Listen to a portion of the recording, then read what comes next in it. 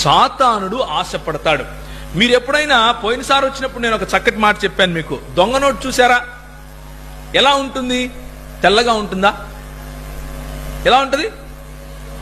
అసలు నోట్ లాగానే ఉంటది. అంతా ఒకటే.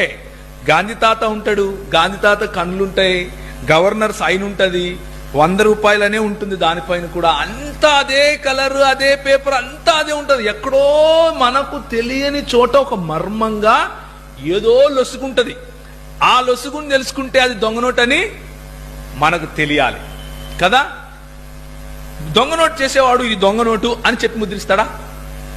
కాదు, ఇది మంచి నోట్ అనే ముద్రిస్తాడు. అలాగే సాతాను కూడా యేసు క్రీస్తు నుంచి, క్రీస్తులో ఉన్న సరళత నుండి మిమ్మల్ని తొలగించాలి అని ఆశపడతాడు. సాతానుడు అలా ఆశపడతాడు కాబట్టే మీ క్రీస్తు గురించే మాట్లాడతాడు, కన్యమరియకు పుట్టిన క్రీస్తు గురించే మాట్లాడతాడు, ఆదాము వంటి క్రీస్తు గురించే మాట్లాడతాడు, పరిశుద్ధుడైన క్రీస్తు గురించే మాట్లాడతాడు, ఎన్నో అద్భుతాలు చేశాడు అని మాట్లాడతాడు, చనిపోయిన వారిని తిరిగి లేపాడు అని చెబుతాడు. అన్నీ ఒకటే, కానీ ఒక్కటి మాత్రం దొంగ నోటు. ఏంటది? చనిపోలేదు ఆయన చనిపోలేదు, ఆయన తిరిగి లేలేదు. ఎందుకు అలా చెప్పాలి? ఆయన చనిపోయి తిరిగి లేచాడు అని చెబితే అసలు నోట్ అయిపోద్ది. అర్థమవుతుందా? అసలు నోట్ అయిపోతే మీకు అందరికి ఏమొచ్చేస్తుంది? రక్షణ వచ్చేస్తుంది. రక్షణ. మీరు రక్షింపబడితే వాడి రాజ్యం వస్తుందా?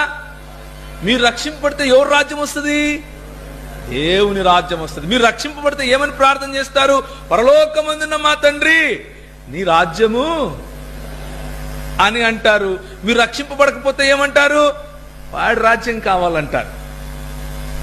ధనం అనే రాజ్యం, గర్వం అనే రాజ్యం, మతం అనే రాజ్యం, ఎన్నెన్నో రాజ్యాలు వచ్చేస్తాయి.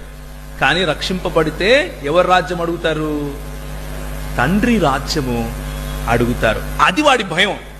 ఏదో ఒకటి చేసి క్రీస్తు నుంచి మిమ్మల్ని విడదీయాలి. అందుకనే పౌలు అంటాడు, లోతైనను, ఎత్తైనను, ఖడ్గమైనను, వస్త్రహీనతైనను ఏదైనా సరే క్రీస్తు ప్రేమ నుండి మమ్మల్ని ఎరుక.